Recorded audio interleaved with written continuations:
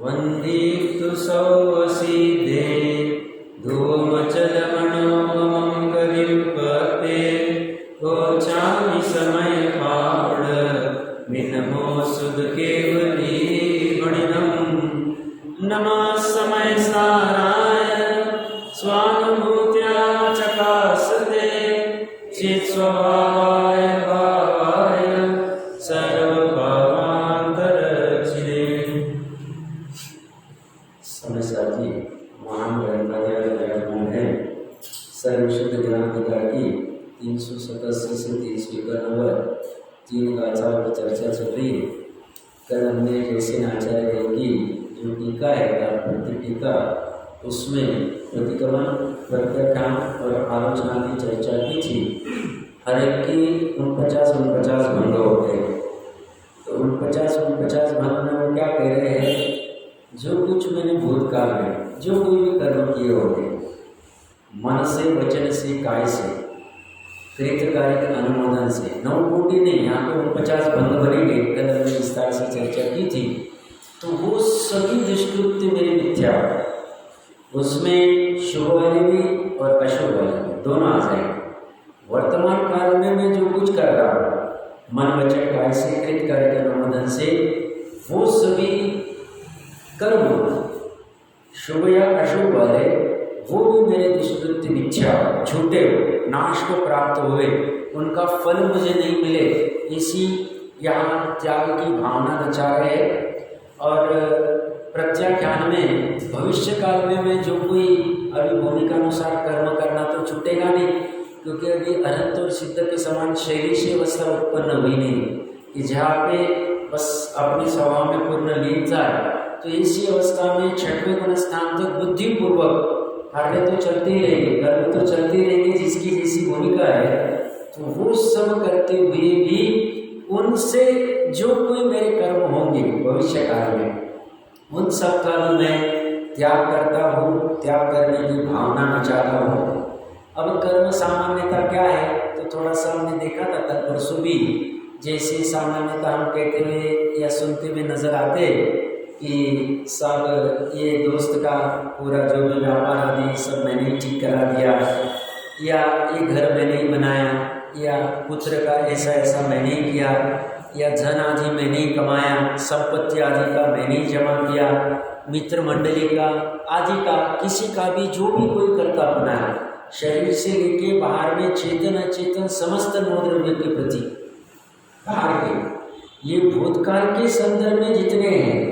अब भूतकाल है अनादि से अनंत, पंच परावर्तन वाला, कितने सारे कर्म उदय में आगे तो गिर ही गए, अभी तो जितने भी बचे होंगे स्टॉक में वही रहेंगे।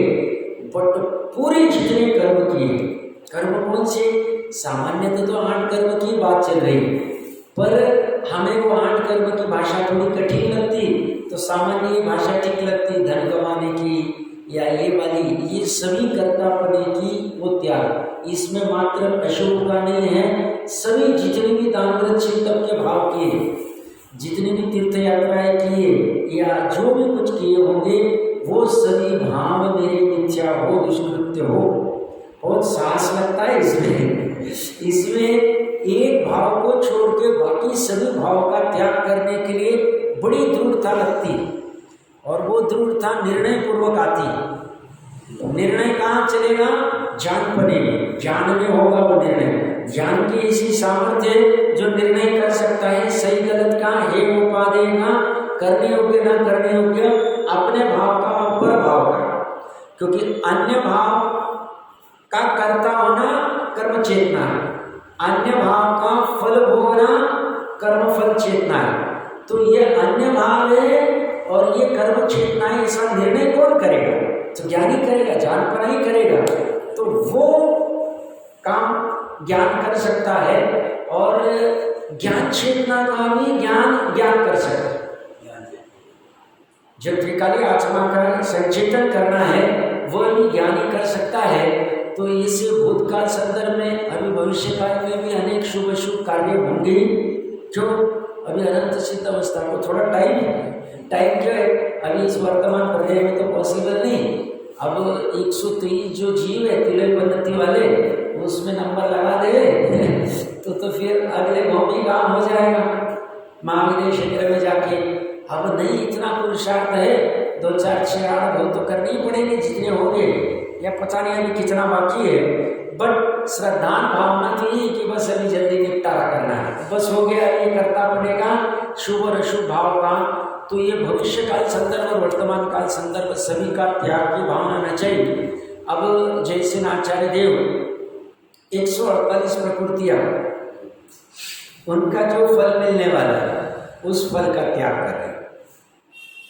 उस फल के त्याग में सिर्फ पाप के कर्मों के फल का ही त्याग नहीं कर रहे, मति ज्ञानावरण कर्म का ही फल का त्याग नहीं कर रहे, या कोई अरति के भाव का ही त्याग नहीं कर रहे, या कोई असाता विज्ञ का ही त्याग नहीं कर रहे। यहाँ त्याग की भावना में पुण्य प्रवृत्ति का भी त्याग कर रहे, उसका भी फल मुझे नहीं चाहिए, वो सब फल भी मिथ्या हो झूठा हो उसका मैं त्याग करता हूँ।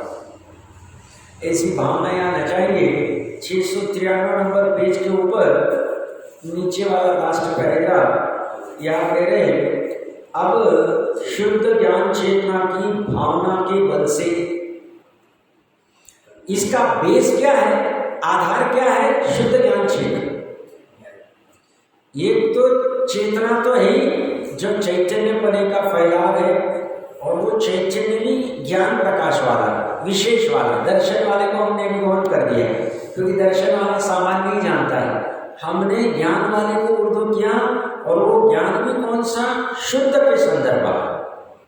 शुद्ध ज्ञान चेतना की भावना के बल से कर्मफल चेतना के त्याग की भावना को नचाते। जब इसका आधार होगा तो कर्मफल को नचाना इजी, और इसका आधार नहीं होगा इसे नचा नहीं सकते। इसलिए शुद्ध ज्ञान चेतना का जब भान हो जाएगा तो ये कर्मफल चेतना के त्याग ऐसा हो जाएगा, सहज हो जाएगा, इतना इजी काम है। और इसका भान नहीं है, अनादि निधन तत्व का श्रद्धा नहीं है, अनंत वैभव का श्रद्धा नहीं है, तो दुख होता है। सब कभी धन नहीं रहेगा, वो यश नाम कीर्ति पुण्य का त्याग कर दूंगा तो फिर खाऊंगा पीऊंगा क्या, घर गृहस्थी कैसे चलेगी, ये कैसे चलेगी, तो डर लगता है। जब बट भान आता है इस शुद्ध का कि ये अनंत गुणों का वैभव परिपूर्ण है, शुद्ध है, एक है, और इससे ही मेरा जीवत्व है, इससे ही मेरा द्रव्यत्व वस्तुत्व है, इसी से मेरा सुख है, इसी से मेरा सब कुछ है, ये निर्णय हो जाए तो इसके त्याग करने में कुछ नहीं लगता। और ये निर्णय नहीं होवे तो फिर ऐसा लगता है नहीं थोड़ा तो इसको रखेंगे, थोड़ा सा अभी एकदम छोड़ना नहीं, थोड़ा सा रखें। बट ये कहते हैं जब शुद्ध ज्ञान चेतना की भावना का बल मिलेगा, सामर्थ्य मिलेगा, तब कर्मफल चेतना की त्याग की भावना को नचाते करते। जैसे कि मैं मति ज्ञानावरण कर्म के फल को नहीं भोगता हूँ। मति ज्ञानावरण कर्म के फल को नहीं भोगता हूँ मतलब क्या कह, जिसे सामान्य हमने बहुत बार सुना होगा, मति ज्ञानावरण कर्म का उदय होता है तो उसकी वजह से जीव को पांचेंद्रिय और मन के संदर्भ में जान पाना नहीं होता, उसका उपयोग लगाएगा तो सब मति ज्ञानावरण का उदय कहाँ है। तो कोई व्यक्ति बताता है देखो वहाँ वस्तु है, तो कहते कहाँ, मुझे नहीं दिख रहे, तो मति ज्ञानावरण कर्म का उदय है और उसके निमित्त से वो जान पाना नहीं हो रहा, सहज निमित्त नैमित्तिक संबंध है। ये कह रहे हैं मति ज्ञानावरण कर्म का मैं फल भोगता ही नहीं हूँ। क्यों नहीं भोगता हूँ? क्योंकि मैं शुद्ध ज्ञान चेतना को भोग रहा हूँ। शुद्ध ज्ञान चेतना को कौन भोग रहा है? श्रद्धा की पर्याय भोग रही। शुद्ध ज्ञान चेतना को कौन भोग रहा है? ज्ञान की पर्याय भोग रही। वो मति ज्ञान को भोग ही नहीं रही, वो अपने आप को ऐसी मान ही रही। जो भी 80 गाछा की चर्चा चल रही है पंडित जी साहब की, तो वह पर्याय से, पर्याय दोनों की समान है। हम लोग क्षेत्र देव ने कहा तो सब कैसे, डॉक्टर साहब देवलाली का बहुत बार प्रसंग कहते हैं, जब वो वहाँ प्रवचन करने गए थे शुरू में तो बहुत वाद विवाद हुआ था, सब कैसे क्या, उनका तो केवल ज्ञान है, हमारा तो मति शुद्ध ज्ञान है। तो वो बोलते नहीं, ऐसा नहीं। और उसकी आपको गाथा चाहिए, मुझे नंबर नहीं याद है, प्रवचन सार जी की, उसमें आत्मा के अनुभव की अपेक्षा से केवली की और श्रुत ज्ञानी की पर्याय समान है, इसलिए आत्मा को जो जानता है उसे श्रुत केवली कहे। ऐसी तो 9वीं 10वीं गाथा तो यही समय सार जी में, जो आत्मा को जानता है वो श्रुत केवली, निश्चय श्रुत केवली, और यही चर्चा वहां पे, तो वो सामान्य परि को ऊर्ध्व किया, क्योंकि जब वो त्रिकाली आत्मा को जानता है तब वो ऐसा जानता ही नहीं कि मैं छद्मस्त हूँ, मैं मनुष्य हूँ, मैं तो अभी निचली भूमिका वाला हूँ, चौथे गुण स्थान वाला हूँ, ऐसा नहीं जानता है। वो उस समय में सिद्धपने जैसा ही अनुभव करता है। उसको ऊर्ध्व करके ये कह रहे हैं कि वो पर्याय समान, तो इसलिए मैं मति ज्ञान को भोग ही नहीं रहा। मति ज्ञान को क्यों भोगूं? देखिए, अभी आत्मा के प्रदेश जा, जैसे अभी द्रव्य क्षेत्र काल भाव की चर्चा चल रही थी, तो आत्मा के क्षेत्र आदिनाथ भगवान के हमारे दोनों के समान है। असंख्यात प्रदेश की लोक प्रमाण असंख्यात है, द्रव्य भाव आदि सभी की चर्चा की। तो अभी वो जो आत्मा के क्षेत्र है वहां पे अनंत गुणों का समरूप ज्ञान चेतना भी, शुद्ध ज्ञान चेतना भी आत्मा के प्रदेश हो, क्षेत्र की बात कर रहा हूं, वहां भी ज्ञान की पर्याय हो रही है। और वो ज्ञान की पर्याय अज्ञान अवस्था में क्या कर रही है, उससे शुद्ध ज्ञान चेतना को ऊर्ध्व नहीं कर रही, उसको खींच नहीं रही, उसको लक्ष्य नहीं कर रही है। और वो क्या कर रही है, उसकी ज्ञान में जो मति ज्ञान है या और कुछ अन्य ज्ञान है, श्रुत ज्ञान आदि, तो उस ज्ञान में जो झलक रहा है उसको ऊर्ध्व कर रही है। रस झलक रहा है, गंध झलक रहा है, वर्ण झलक रहा है, स्पर्श झलक रहा है, जो कुछ झलक रहा है, बस भूल इतनी हो रही। करना क्या है, वो जो रस गंध वर्ण झलक रहा है उसको गौण करना है, और वहीं पे पड़ा हुआ जो ज्ञान चेतना है, शुद्ध ज्ञान चेतना, उसको ऊर्ध्व करना, बस इतनी बात कह रहे। तो उसका बल कब मिला, जब इसे पता। तो ये क्या करता है, मति ज्ञानावरण का उदय हो रहा है वर्तमान में। अभी तो मति ज्ञान की बात कर रहे हैं, मैं असत में वर्तमान में बच्चे जी साहब को प्रतिकूलता का उदय, असत विद्या का उदय, और एक गिलास भर भी दूध नहीं मिल रहा, वो छिपा रहे, बच्चे ने मांगा है दूध और मिल नहीं रहा, मंदिर में चले गए। ऐसा होते हुए भी उनके श्रद्धा के नजदीक जाके देखे, ज्ञान की पर्याय के नजदीक जाके देखे, तो वैसा अनुभव कर ही नहीं रहे। अभी भूमिका अनुसार बच्चा दूध मांग रहा है, गिलास भी लेंगे, जाएंगे भी, प्रति प्रसंग अनुसार उसको पीछे भी करेंगे, सब बाहर में क्रिया चलेगी। चारित्र में राग भी हो रहा है, एक गिलास भर दूध लेके आके बच्चे के प्रति अपना कर्तव्य निभा ले, ये कर्तव्य होगा। बट ये सब होते हुए भी श्रद्धा ज्ञान, मेरी इतनी प्रतिकूलता है, मैं बच्चे को एक गिलास दूध भी नहीं ला पा रहा हूँ, ऐसा कोई भाव नहीं आता। क्यों? वो अपने आप को माने तो ज्ञानी नहीं। अगर अपने आप को एक गिलास भी दूध नहीं, मेरे असत वेद्य का उदय हो रहा है, ऐसा वेदन करे, मेरी प्रतिकूलता का वेदन। टोटल में जैसा सिंगाना में व्यापार पे बैठे, व्यापारी ने उधर से ऑर्डर दे दिया, धंधा अच्छा करना इस समय, वहां बेचे होते हुए भी काम करे। क्यों? वो अलग परिणति, श्रद्धा की परिणति अलग चल रही है, ज्ञान की अलग चल रही है, चारित्र की, असत वेद्य की अलग है, चलने दो उसको। असत वेद्य का उदय है, धन की कमी है, तो सिंगाना जाना पड़ेगा, तो जाएंगे, परिवार वाले कहेंगे आ जाएंगे, 6 महीने में आ जाएंगे, घबराना मत। यहाँ पे क्या चल रहा है काम, यहाँ पे ये सब आजीविका का करते हुए भी 3 साल में सबने ज्ञान चंद्रिका का टीका भी तैयार हो रही। क्या काम चल रहा है? हमारी इतनी अनुकूलता होती हुई भी हमें 45 मिनट भी, 1 घंटा भी स्वयं स्वाध्याय, जरूरत नहीं प्रवचन में आना चाहिए, स्वयं स्वाध्याय भी करने को समय नहीं। हम बाकी का 1 घंटा मोबाइल में डाल सकते हैं, किसी के साथ गप्पे लगा सकते हैं, ऐसे स्क्रोलिंग कर सकते हैं, आवश्यकता नहीं कर सकते। और वो व्यक्ति आजीविका का करते हुए भी कर रहा है बाहर में, असत वेद्य का उदय भी, प्रतिकूलता, और वो करते हुए भी अंदर में भारी शुद्ध ज्ञान चेतना का उसी का वेदन कर रहे, वो प्रतिकूलता का वेदन ही नहीं कर रहे, नहीं कर हो सकता। कल ही मैंने कहा था, अतत भाव है श्रद्धा की पर्याय में, ज्ञान की पर्याय में और चरित्र की पर्याय में। और बाहर में जो द्रव्य कर्म का उदय असत वेद्य, उनमें तो अन्य अत्यंता भाव, हमें कोई फर्क ही नहीं पड़ता, हम वहां से देख ही नहीं रहे, हमें इसका भान हो गया, शुद्ध ज्ञान चेतना का भान हो गया। तो हम मति ज्ञान का फल मैं भोगता हूँ साहब, मेरे को मति ज्ञान और मेरे को ज्ञान पंचमी करनी पड़ेगी, श्रुत की आराधना करनी पड़ेगी, तब मेरे में ज्ञान आएगा, मेरे को मति ज्ञान और श्रुत ज्ञान अच्छा करना है तो मोमरा बादाम खाने पड़ेंगे, इससे कुछ नहीं, कुछ नहीं। भूमिका अनुसार खाने में बाधा नहीं, बख्श है तो खाना, नहीं खाना तुम तुम्हारा देखो। प्रकरण क्या चल रहा है, ये इसका वेदन नहीं करता, ये किसको ऊर्ध्व करता है? असंख्यात लोक प्रमाण असंख्य प्रदेश में जो ये शुद्ध ज्ञान चेतना है उसको ऊर्ध्व कर देते, इसके पास ये कला आ गई। अज्ञानी के पास ये कला नहीं। अज्ञानी क्या करता है, ज्ञान में जो परकीय झलक रहे, स्वर्गीय को नहीं जान रहा, आबाल गोपाल जानते बट अपने तो रूप से नहीं जानते। 18वीं का 17-18 भूल ही नहीं हो रही, और उससे अगर अंतर्मुहूर्त के लिए ऊर्ध्व कर दे तो काम हो जाएगा। कितना काल कह रहे, अंतर्मुहूर्त के लिए निश्चय से ऊर्ध्व कर दे एक ज्ञान भाव को, तो बोलते अनंत संसार खत्म, अर्धभूतगल कालार्तन काल में मोक्ष चला जाएगा जी। और ये सही सत्यार्थ कथन है, जिनेन्द्र देव का कथन है, सत्यार्थ कथन। इतनी सामर्थ्य अंतर्मुहूर्त कर ले और फिर मिथ्यात्व में चला जाए, अर्धभूतगल के लिए चले। अक्षय अनंत संसार की अपेक्षा से अर्धभूतगल वाला अनंत काल कुछ भी नहीं, कुछ भी नहीं, चल जाएगा। हमें वो अंतर्मुहूर्त का भाव जागृत कर, और वो भाव उस पंचम काल में भी जगा सकता।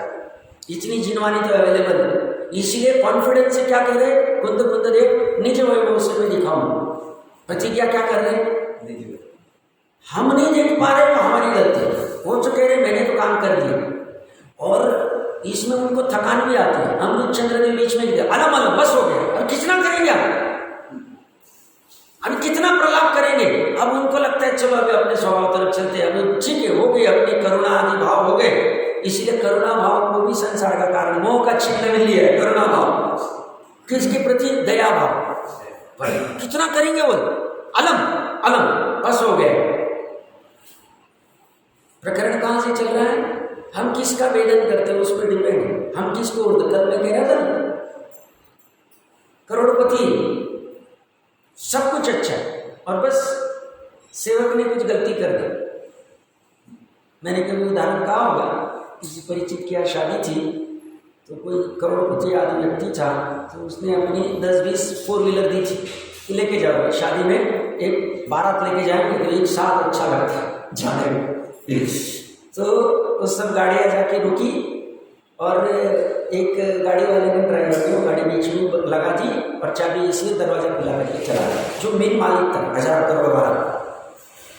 अब उसके पास 1000 करोड़ की संपत्ति, परिवार आदि सब उसके अधीन है। अब उसके अंदर में आशाता का वेदन हुआ, और ये सुन क्यों नहीं, इसे दरवाजा क्यों खुला, उस पर चिल्लाने लग गए। वही अशाता का वेदन करे, फल किसका भोग रहे, किसका भोग रहे, कौन भोग रहा है, 1000 करोड़ वाला। क्या भोग रहा है, इससे दरवाजा, उसको चिल्लाना, उसने माना ही नहीं, वो ऐसे अनदेखा करके चला गया। उसको पता नहीं 1000 करोड़ वाला मेरे को कह रहे, उसको उसकी कीमत नहीं, और उसने कहा जॉब ये रखो और चलो जॉब से छूट जाओ।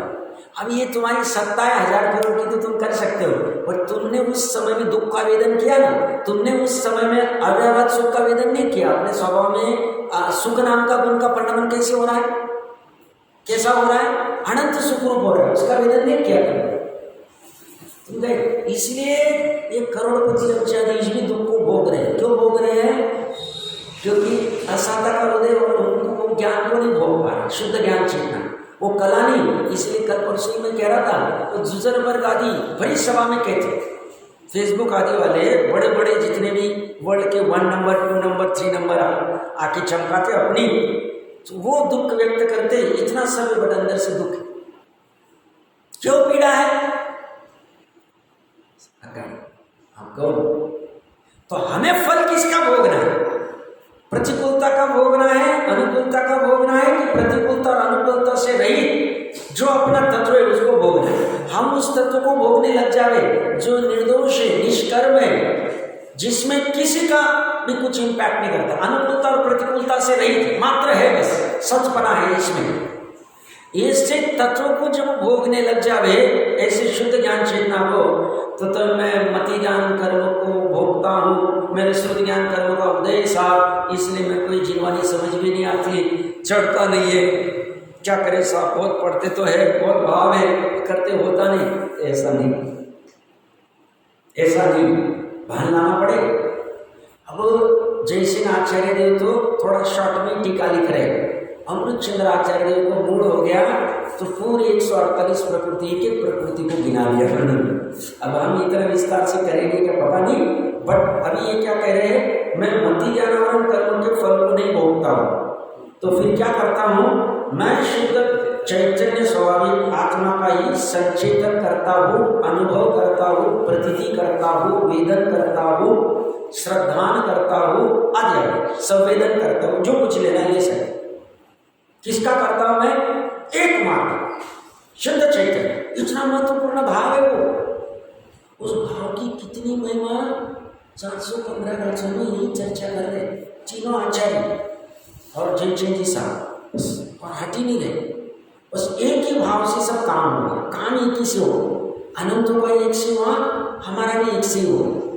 बस अभी उस एक भाव की यथायोग्य जानकारी करें।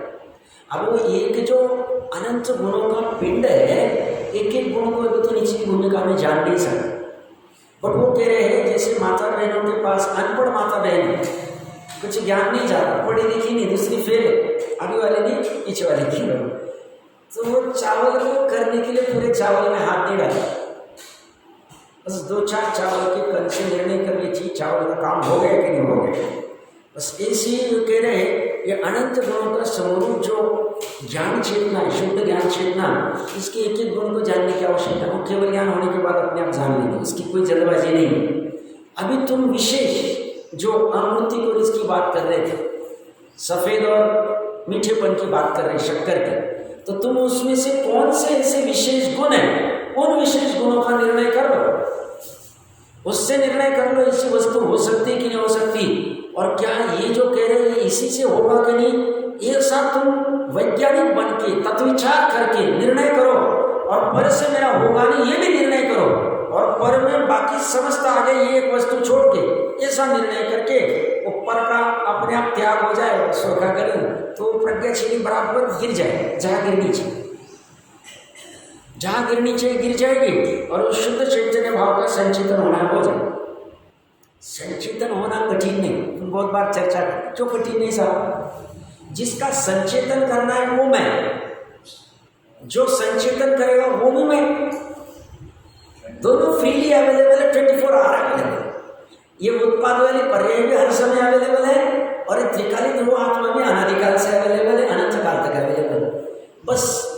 और ये जो पर है, ये पर मेरे को कुछ कर नहीं सकता है, बस इतना इसको निर्णय करना है, और इसी से मेरा सब कुछ होगा, इसका निर्णय करना है, और यहाँ से छूटना है, यहाँ जुड़ना है। इतना सा दिगंबर जैन धर्म सही मायने एकदम क्रक्स।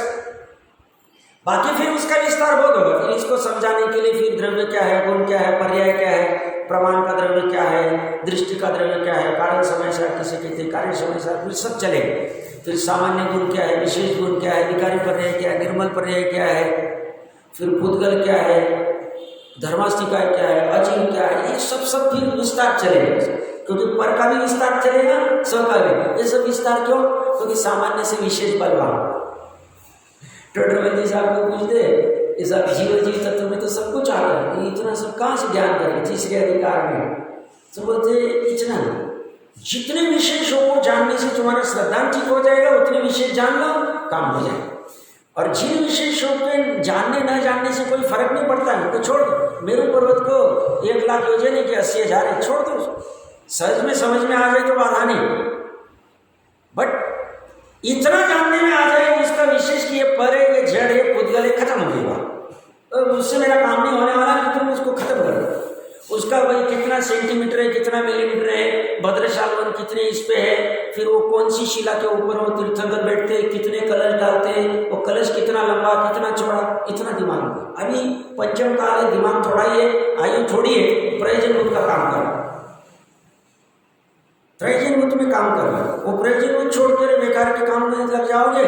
इसलिए एक बाबू जी बहुत चिल्ला कर 47 शक्तियाँ पढ़ाने लगा दी बोल, उससे क्या होने वाला? 47 शक्तियाँ याद करा दी बोले। अरे भैया वो चिल्लाती थी।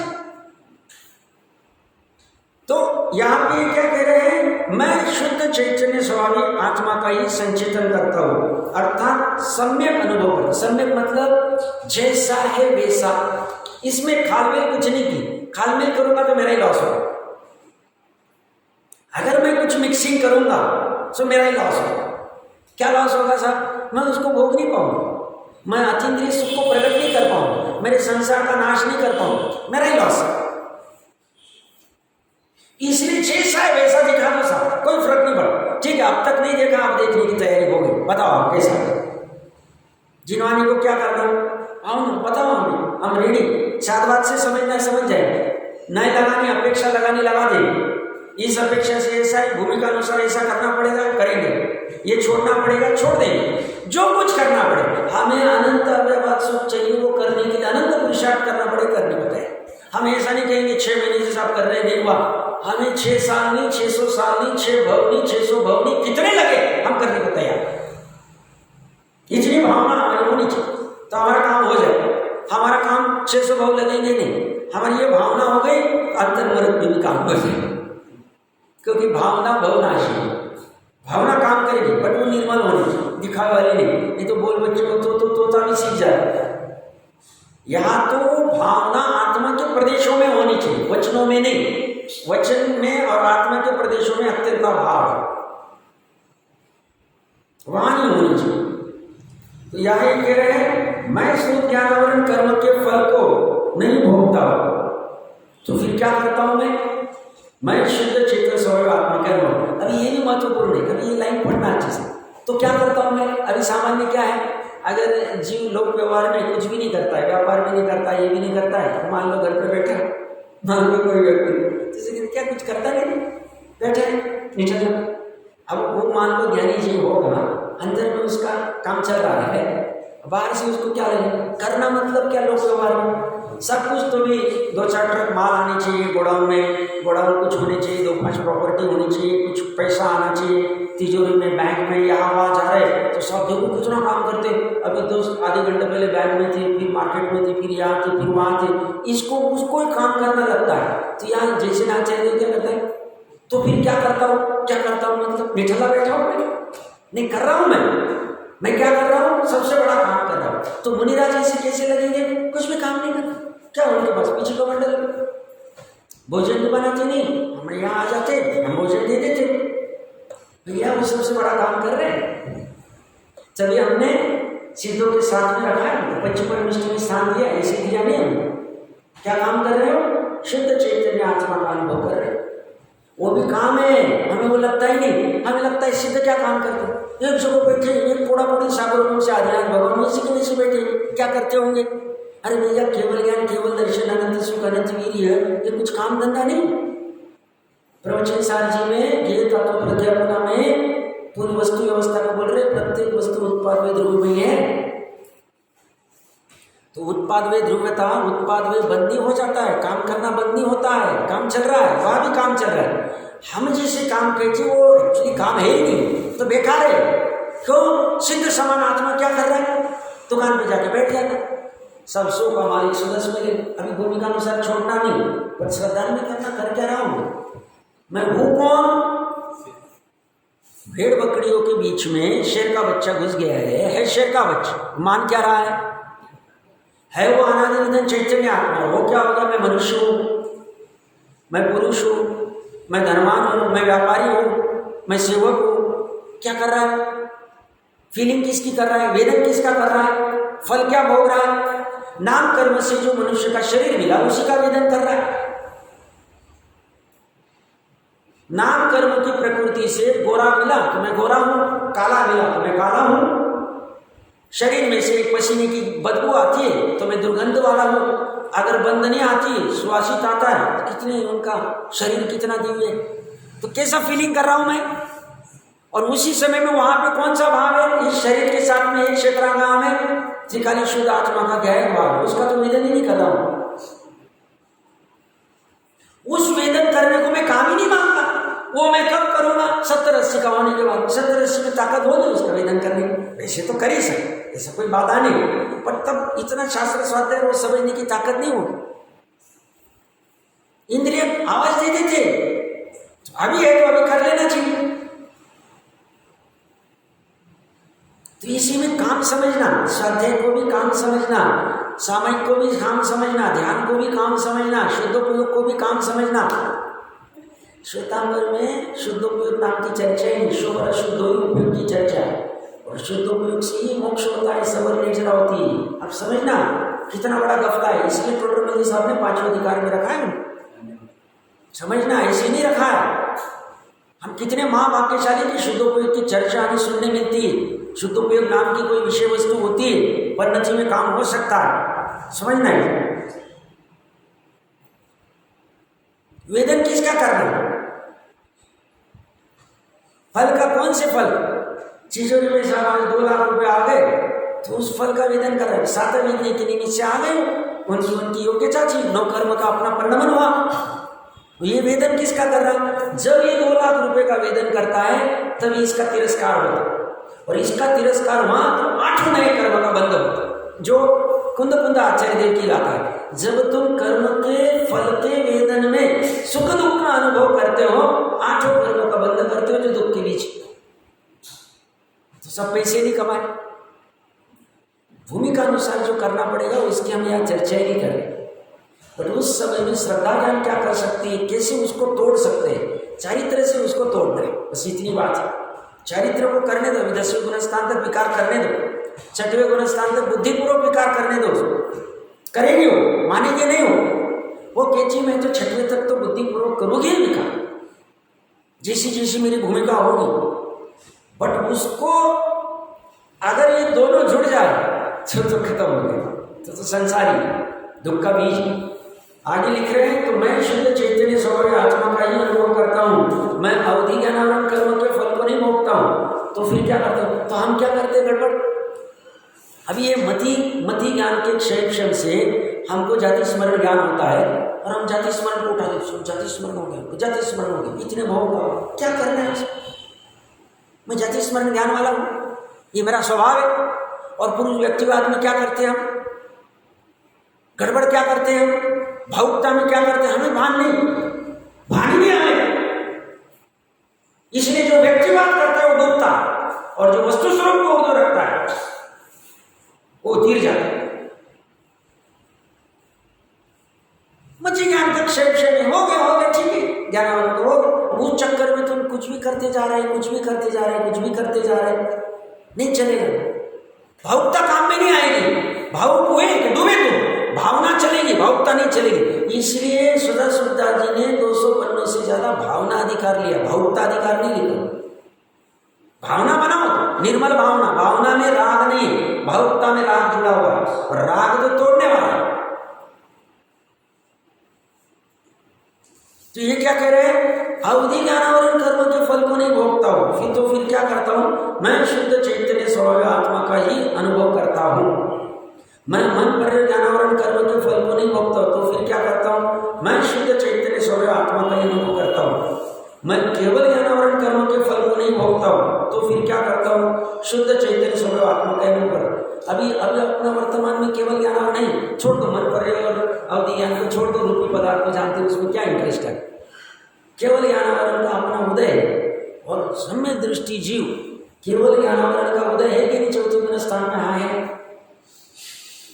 ये अपने भरत जी को, शांतिनाथ कुंतुनाथ आदि जी को छद्मस्त अवस्था में, घर की अवस्था में, गृहस्थ अवस्था में इनके केवल ज्ञानावरण कर्म का उदय था, उसका वेदन कर रहे, उनकी श्रद्धा तो मात्र शुद्ध चैतन्य स्वभाव का वेदन कर रहे, इसलिए घर में वैराग्य कहा, ऐसे नहीं कहा है, ये उनका अंदर में उनके चतुष्कय में हो गया आत्म प्रदेश भाव से, और ये उनको करना नहीं पड़ता था, नेचुरली हो जाता। क्यों होता था सब नेचुरली, क्योंकि उन्हें शुद्ध चैतन्य का भान हो गया, भाव भाषण हो गया, स्वसंवेदन हो गया था, संचेतना हो गई। उन्होंने उसके लिए पूर्व में इतनी कमर कसी थी, पुरुषार्थ किया था कि सब 3 लोग 3 कारकों में छोड़ दो और इसी को एक वेदन करो।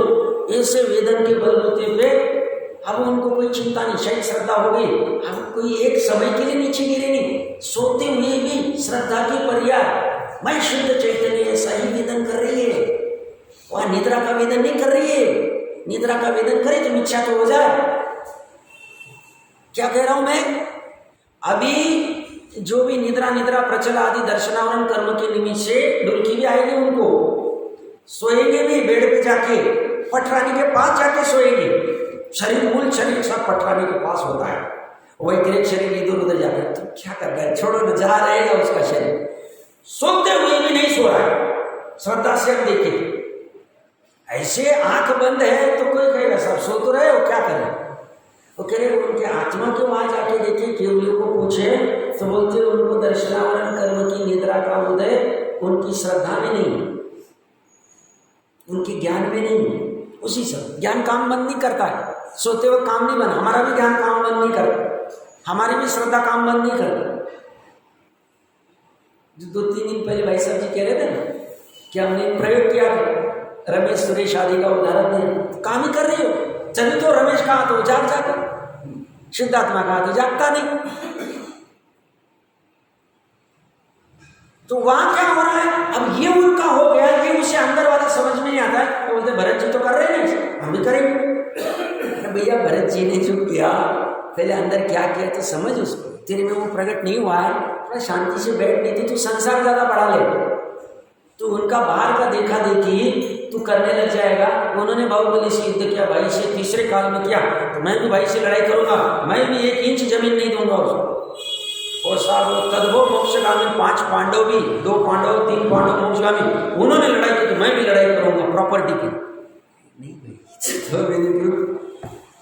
उनकी लड़ाई अलग है, उनकी श्रद्धा और ज्ञान से लड़ाई चली नहीं रही। प्रकरण कहां से चल रहा था, निद्रा आदि जो भी कोई कर्म हो, केवल ज्ञान कर्म का वो अनुभव ही नहीं करता कि मेरे केवल ज्ञान का वर्तमान में नहीं करती, श्रद्धा ऐसा फील ही नहीं करती। वो तो सिद्ध समाधि में हूँ, यही मैं हूँ, ऐसी ही उसकी प्रतीति होती। तो केवल ज्ञान कर्म के फल को नहीं भोगता हूँ, तो फिर क्या करता हूँ, शुद्ध चैतन्य स्वभाव आत्मा का ही अनुभव करता हूँ। इस प्रकार 5 प्रकार के ज्ञानावरण कर्म रूप से कर्मफल चेतना के त्याग की भावना कही गई। अब ये हो गए ज्ञानावरण के 5, ऐसे दर्शनावरण के 9, अंतराय के 5, मोहनी के 28, दर्शन मोह के 3, चरित्र मोह के 25, ऐसे 47, नाम कर्म के 93, आयु के 4, 7 वेदनीय के 2, मतलब वेदनीय के 2, गोत्र के 2, ऐसे 148 प्रकृतियों के संदर्भ में संचेतन करें। तो मैं मनुष्य हूँ, मैं ये हूँ, मैं पुल्लिंग हूँ, मैं स्त्रीलिंग हूँ, ये सब कुछ भी नहीं। मेरा स्वर अच्छा है, मेरा स्वर खराब है, मैं शुभ स्वर वाला हूँ, अशुभ स्वर वाला हूँ, कुछ नहीं। रोग मेरे में हुआ है, ये सब संचेतन ही नहीं करता। असत वेदनीय का उदय होगा, सत में अस्थिर नाम प्रकृति का उदय होगा, शरीर में बुखार आदि आएगा, उसका वेदन भी होगा, उस अनुसार उपाय भी होगा, पर श्रद्धा में ये मुझे वहां ऐसा श्रद्धा नहीं हो। उसी समय एक साथ हो, अलग से करना नहीं पड़ता, नहीं 2 मिनट रुको साहब, ये आत्मा में नहीं हो रहा है, ये ऐसा कुछ विकल्प नहीं कर, ऑटोमेटिकली श्रद्धा की पर्याय हर समय। हम रुकने कहेंगे तब तक तो श्रद्धा की असंख्य पर्याय होगी, तो 1 सेकंड में असंख्य पर्याय हो जाता। तो यहाँ ये और बस ये उपाय करने के लिए 1-1 मिनट के लिए अलग से कर ही नहीं सकते। इसका एक ही रामबाण उपाय, कुछ भी करके शुद्ध ज्ञान चेतना का प्रतीति कर, अनुभव कर, बस इतना ही उपाय। इसमें दूसरा उपाय, उसके लिए फिर तुम 6 काल के लिए, 6 महीने के लिए, या वो अमृत मरण आए तो चले, ये बारी कर लेना चाहिए वही। और ऐसे ही कह रहे सत्यार्थ, यही सत्यार्थ, इसमें मरण कुछ नहीं आता है, उल्टा नया जन्म होता है। जैसे ये कहते ना चारित्र तो धारण ही करना चाहिए, तो कोई सम्यक दर्शन के साथ में 28 मिनट का चारित्र कहते हैं, तो उसे द्विजन्मा कहते, दूसरा जन्म हुआ, पहला जन्म खत्म हो गया, अभी नया जन्म चालू हुआ। ऐसे ही ये जब मिथ्यात्व का त्याग करता है, सम्यक दर्शन प्रकट करता है, तो इसका नया जन्म होता है। तो एक बार ये मरण करना चले, एक बार के लिए संसार का मन, फिर नहीं अच्छा लगा तो छोड़ दे, कोई फर्क नहीं पड़ता, फिर छोड़ने की भावना ही नहीं होगी। जो वस्तु ऐसी अद्वितीय है। तो यह कहते हैं मैं चक्षु दर्शनावरण कर्म के फल को नहीं भोगता हूँ, तो फिर क्या करता हूँ, शुद्ध चैतन्य स्वाभाविक आत्मा का ही अनुभव करता हूँ। इस प्रकार टीका में कहे गए क्रम से पर्ण नवदु जो अमृतचंद्र देव ने कहे इत्यादि गाथा कथित 5 ज्ञानावरण, 9 दर्शनावरण, 2 वेदनीय, 28 मोहनीय, 4 आयु कर्म, 93 नाम कर्म, 2 गोत्र कर्म तथा 5 अंतराय कर्म की सभी 52 कर्म 200 अर्थात 148 कर्म प्रकृतियां हैं, इन्हें नाश करके सिद्ध होते हैं। इस गाथा का आशय लेकर 148 संख्या वाली कर्म की उत्तर प्रकृतियों के कर्म फल के त्याग की भावना नचाने का कर्तव्य सार्थ। कर्तव्य मतलब हम जैसी चीजों को करना है, क्योंकि जैसे आचार्य देव अमृत चंद्र देव ने ऑलरेडी डिटेल लिखा है, तुम अभी एक एक की भावना नचाओ।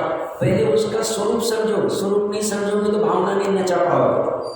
स्वरूप भी पता नहीं कि ज्ञानावरण किसे कहते, दर्शनावरण किसे कहते, कर्म किसे कहते, कर्म व्यवस्था किसे कहते हैं, कर्म का आश्रय बंध स्थिति उदय आदि कैसे होता है, कुछ पता नहीं, काम नहीं हो। मात्र त्रिकाली जान के भी काम नहीं हो, क्योंकि सामान्य जान के काम नहीं हुआ, निक्षाभास हो जाए। सामान्य से विशेष बलवान है, तो ये विशेष में जितने आवश्यक है उतने जानने चाहिए। टोटल जी साहब ने इसलिए अठराधिकार में लिया है, तो अपने ये कर्तव्य हमें अलग से होमवर्क रूप में करना है। जैसे हम चंद्राचार्य देव की टीका पढ़ेंगे तो हो गई।